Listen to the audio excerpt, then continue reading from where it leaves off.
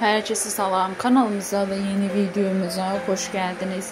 Müğənni Manaf Ağayev ilə Nəfəs arasındakı mübahisəyə həmkarları Akşin Fatih də qarışdı. O canlı efirdə aparıcı Zaur Nəbi oğluna səs yazısı göndərərək Nəfəsə heç kimin qadağa qoya bilməyəcəyini bildirib.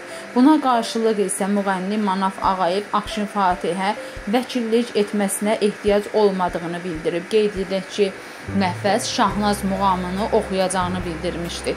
Manaf Ağayev isə Nəfəs bunu oxuya bilməz, əgər oxuyarsa sənətdən gedərəm demişdi. Həmin anları sizlərə təqdim edirik.